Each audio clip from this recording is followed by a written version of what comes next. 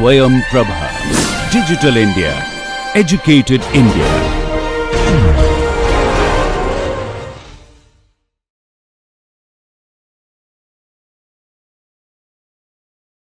Hello and welcome to Data Analysis and Interpretation. In this session, we are going to describe and do descriptive statistics using R. And here is the outline. So in order to do descriptive statistics, we need data. And we are going to use 4 different data sets. Data 1 is called grandmother's tale. Data 2 is called marital status. Data 3 is called rainfall. Data 4 is called education. What are these data and why are they called this? Now are we going to do the analysis? That is what I will describe in this part of the lecture. After this, we are actually going to go to R and do the analysis by taking this data. So you will see that I am using these data sets and doing the analysis in R. So if you have a computer in which you have loaded R, then it will be possible for you also to do the analysis along with me.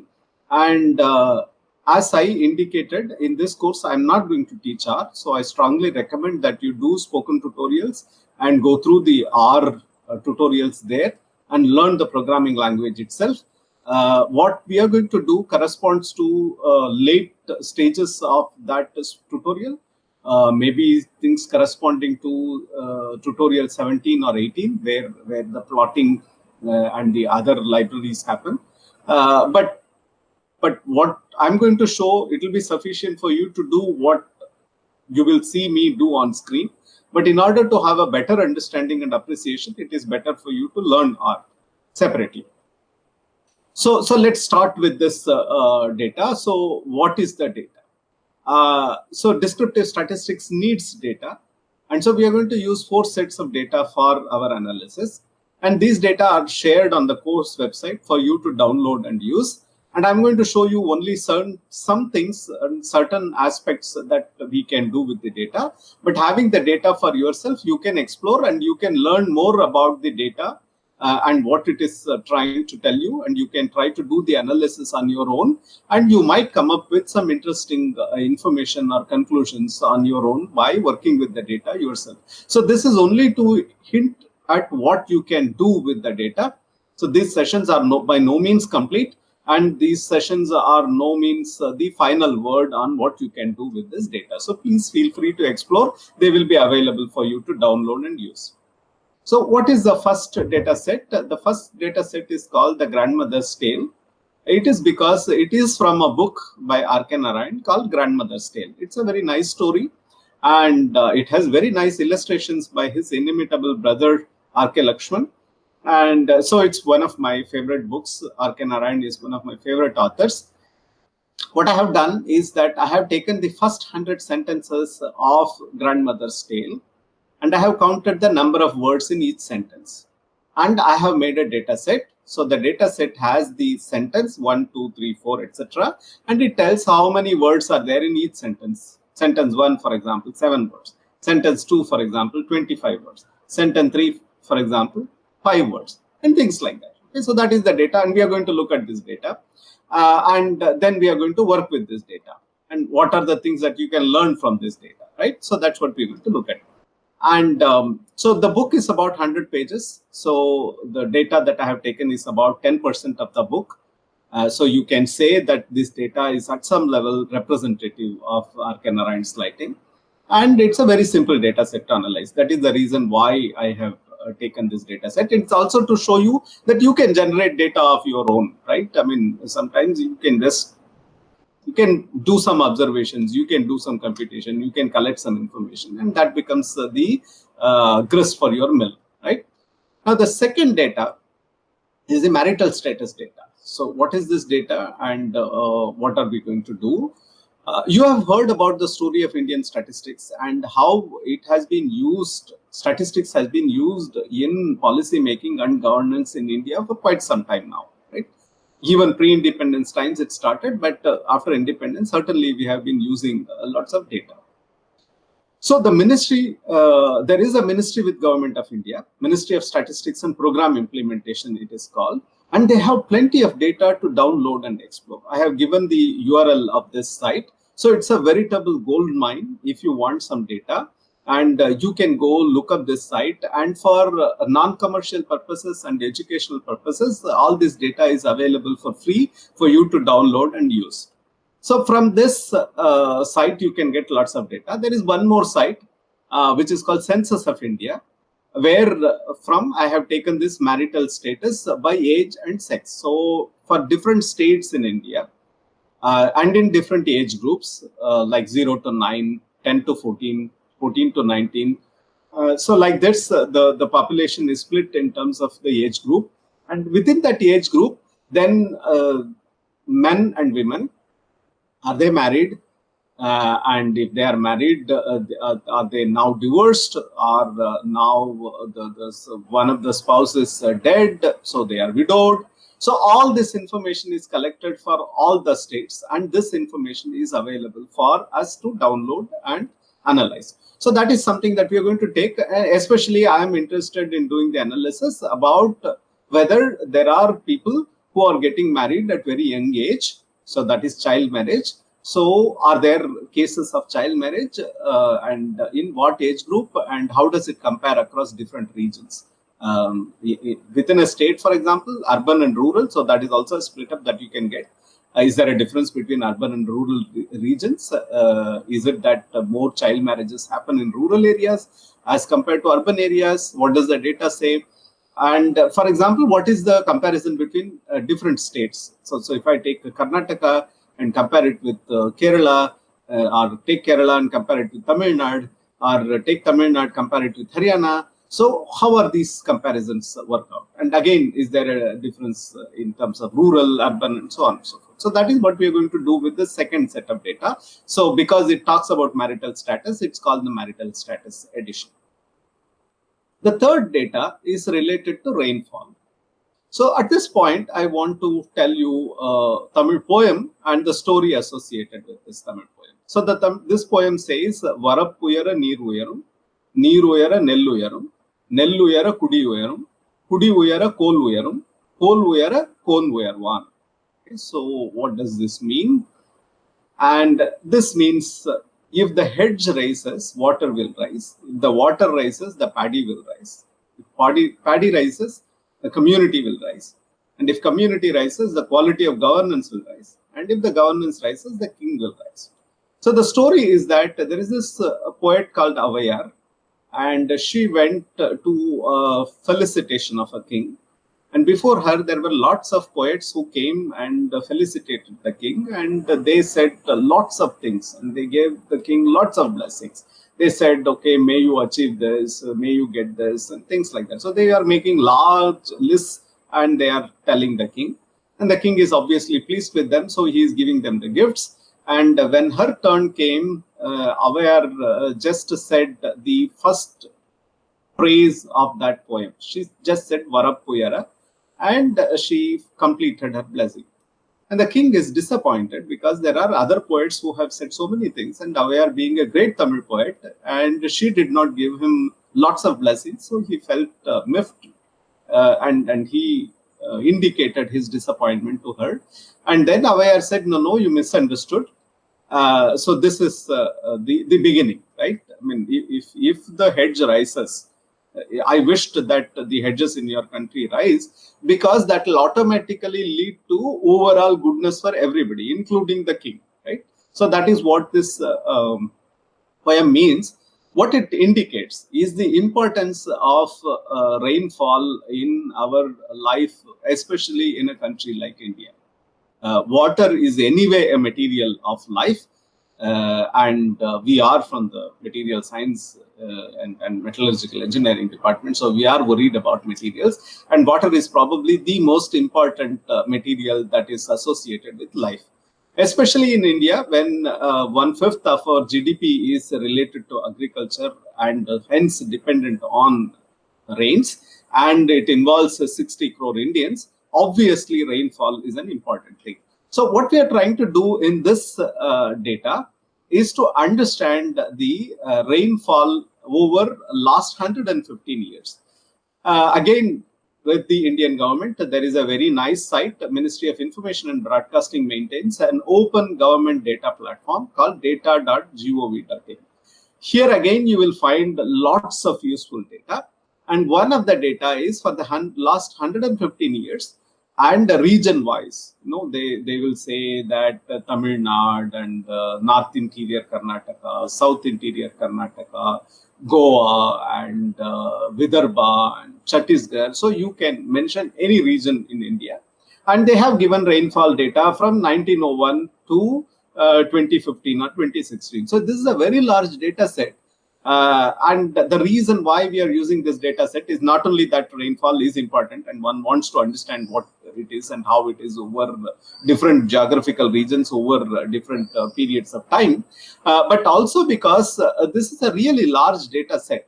How do we visualize this data? 115 years of rainfall over this vast country is very difficult to understand. You can't give, okay, you can say average rainfall in India over this last 100 years is some millimeter. What does it mean, right? And that is not even the most useful information. Was it widespread? Maybe Maharashtra in some year had good rains in the coast and not so in the interior. That will have an effect or say on the economy. So we want to understand what are the things and how do we visualize this kind of data. So this data is the ideal for descriptive analysis of the type we are talking about. So obviously it's going to be a little bit more complicated than the previous data sets. Compared to grandmother's tale data, obviously the marital status data is already involved because the grandmother's tale data just was 2 columns. Take the sentence and how many words are there.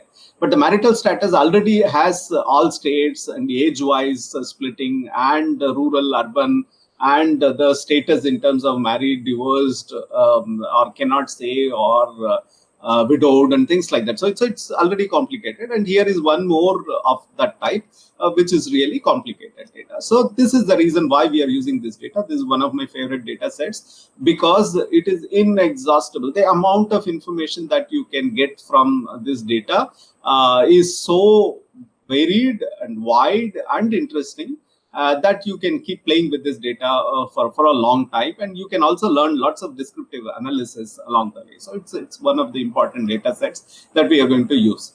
The last data set is, of course, education, because that is another important information that we need to have that is related to the growth of this country. So this is also from Ministry of Broadcasting, Information and Broadcasting, from the Open Government Data Platform. So this data gives the data on school education for all the states. So it tells you about how much money has been spent, what is the population, how many people are in the age group 6 to 14, how many enrolled, how many drop out in 9th, 10th standards, for example. What is the pupil to teacher ratio, and what is this ratio in elementary school, what is this ratio in high school, how many schools are there, per capita, how many universities are there, how many colleges are there, how many technical institutions are there. And the main interest in this data is that what does literacy rate depend on? Does it depend on how many schools are there? Does it depend on how much money we are spending? Does it depend on what is the ratio of students to teachers? So this kind of questions are important to understand because they have policy implication. If you know that you can get the maximum benefit by tuning one of these parameters so that you can increase literacy rate, for example, throughout the country, then first you need to know where people are more, the literacy rate is more and where it is less. So once you know, you can find out what could be the reason that this literacy rate is high, or take top 10 and bottom 10 and compare them in terms of these parameters. Is it that if we spend more money, we can increase? Is it that it's a problem of infrastructure, you need more colleges? Or is it something else? Or is it related to the pedagogy? How many students are there? How many teachers are there? Is that related to that? So this is something that we are going to analyze. Again, this data is taken from the government website. So I'm going to host these data in my course website so that you will be able to download and use them for 2 reasons. One is that you should be able to reproduce whatever I'm doing. So on the same data, we do the same thing, we get the same result. So you know that I'm doing it right. I know that you are doing it right. The second thing is these data, we are not going to be exploring all aspects. It's not even possible in the given time, but this is a beginning. So I'm going to show you some analysis that you can do, so you can carry it out to a greater extent on all the data and the way you want, the way you are interested. So you might be interested in Gujarat, you might be interested in Orissa, you might be interested in Bengal. So you can do the analysis for those states. So I'm going to do only some example problems, but similar analysis is possible for other problems that you might have in mind. And you might also notice things that I have not noticed. So the descriptive statistics, that is the most important things. Take the data, explore the data, see if it is trying to say something. If it is trying to say something, can you now analyze it a little bit more and come up with a more quantitative conclusion, right? So that is the whole point behind this exercise. And so we are going to use these 4 data sets, and I'm going to show you in R how to do this data analysis. Okay? So that is what we will do for the rest of this lecture and the next lecture. And we will do things one by one, like pie chart, bar chart, box and whisker plot, calculating means and median and the other information about data, identifying outliers and comparing or making 2 plots next to each other, or the data looks in some form, or there is some formatting issues, or there are some not a number kind of things. Some data is missing, for example. How do you deal with it? So these are the kind of things that we are going to do in this and the next lecture. Thank you. Hello and welcome to Data Analysis and Interpretation. We are doing descriptive statistics using R.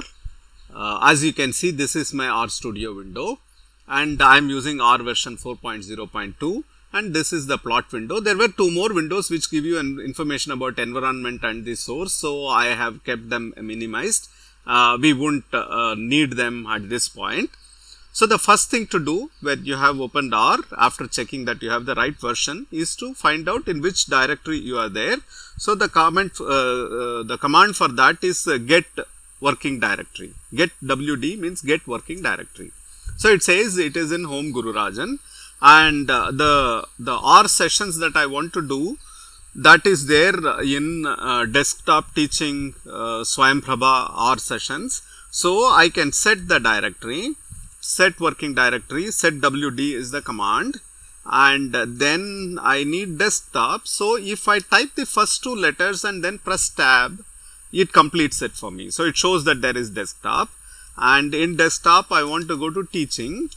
So there is teaching, and then I want to go to Swayamprabha and R sessions, right? This is the R sessions. So that is the working directory. So let us set it up. So if you now say get working directory, it's going to show me the full directory path: home, Guru Rajan, desktop, teaching, Swayamprabha, R session. So we are in the right directory. Now the data is also stored in the Swayamprabha in a separate directory called data. And the first data that we are going to deal with is R.K. Narayan's grandmother's tale, the first 100 sentences, the number of words in each sentence. So that is the data that we have. So let's now load this data. You know that this data is in CSV format. And before loading it, it's always a good idea to open it in LibreOffice or OpenOffice and check how the data looks. And in this case, we know that it is a CSV file and we know how the data is. So let's do that. So the command to read, so I'm going to read this data into a variable called x, and the command is read CSV. And so I have to say that come out of this R sessions, go into data. So that is the data directory, and now if I put tab here, I will see what is the data that is available. So there are education data, marital status data, rainfall data, and then there is R.K. Narayan's grandmother tale. So RKNGT. So that is the data I want. So let us pick this data. And so this data is read into this variable x. So you can now say strx, and that will give you the structure of this variable x in a compact form, right? So as x is a data frame, it has 100 observations, which we know because there are 100 sentences, and there are two variables, the sentence and number of words. Both are of type integer, obviously, because this is sentence 1, 2, 3, etc. and the number of words 27, 16, 7, etc. There is another way to visualize this data, that is by using the command view. And when you give view, so the data shows up in this region. So it shows sentence, it shows the words. So first sentence 27 words, second sentence 16 words, etc. So you can go through the entire 100 sentences and the data is there. But we don't need this anymore. So let us minimize this. And one of the ways in which you can get this complete information pictorially is by plotting it. So obviously when we plot, we need the x-axis. So we need the x-axis. X-axis is the sentence. So if I call x and $sentence means the variable sentence in the data frame x, that should be the x-axis, and x $words should be the y-axis. And if I say plot, you get the plot. So this shows for every sentence what is the number of words. So that is the data that is plotted. So it's a scatter plot. For every data point there is one symbol that is being used. Now I can make this plot a little bit cleaner by making sure that the x and y labels, because it now says x $sentence. So that is from the x data frame, the $sentence is the variable. So that's what it says, but we can make it a little bit better. So the way to make, you can use the up or down key to go to traverse the commands that we have used. Okay, so I'm going to use the up key, and now I'm going to say x lab. So that is for x label. What is the x label? The sentence, right, or sentence number, right? That is the x label. What is the y label? So let us say y lab. So that is the y label. Y label is number of words, right? And we can give a title to this plot. So I will say that number of words in the first 100 sentences of R.K. Narayan's grandmother's tale. So you can see number of words in the first 100 sentences of R.K. Narayan's grandmother's tale is the title for this image, for this plot, and it says number of words is here, sentence number is here, sentence number 1, number of words, 2, number of words, and so on. So this is plotted. There is another command which is for subtitle. So you can split the title into two parts. So you can say that the main title is R.K. Narayan's grandmother's tale. Let us do that.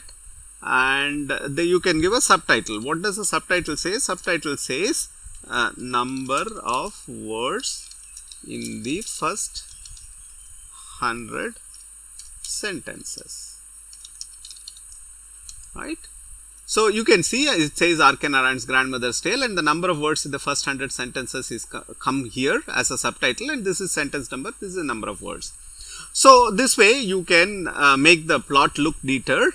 And there is one more thing you can do, and that is by adding plot type. Let us say type is equal to B, right? So you can see that now the data is not only plotted with the point, but you also see a line that is connecting these data points. This line connecting the data points is only as an indicator to your eye, as a guide to your eye, to know which data point follows which data point, right? When you just have data points, there could be confusion whether this is second, this is third, or this is second, this is third, or this is third, this is fourth, which one is third, fourth, and this kind of things you might have questions. So this way of plotting gets you both the data points and the lines. Now, looking at this data, can we guess what is the mean number of words per sentence in this book? As you can see, most of the data is clustered around 20, and so I'm going to, so most of it is slightly below 20, but there are also numbers which are above 20. So I'm going to guess that the mean is going to be somewhere near 20. right? It's always a good idea to guess these numbers before even calculating them. So the plot helps you in finding out this mean, for example. So it looks like about 20 should be the mean, and we can then calculate. How do we calculate? We can say what is the mean of the variable words in this data frame x, right? Mean x dollar words. So it gets 21.18. So we were quite close. So it's very nice. Now when reporting the mean, one should remember that these are number of words in a sentence. So it doesn't make sense to say 21.18 words. There is no 0.18 words. The right thing to do is to say that it is 21, because you can say that decimal point doesn't make any sense because it is less than 0.5. You can keep it as 21. You can be a bit conservative and say that, it goes above 21, I am going to call it as 22. So you can say 22. Or this is the number of words per sentence. So if I take 100 sentences, I will have 2118. That is the average number of words per 100 sentences, right? So that is another way where you don't lose this information, but you give it in a way which makes sense. So there are these different ways of giving the number, but giving just this number is not sufficient. Generally, one also has to give the standard deviation. One says 21.18 plus or minus what? Obviously, you can see that there are lots of numbers. It's not just one number. So that is given by the standard deviation. The command for standard deviation is SD. So you can use the same command. X dollar words. What is the standard deviation?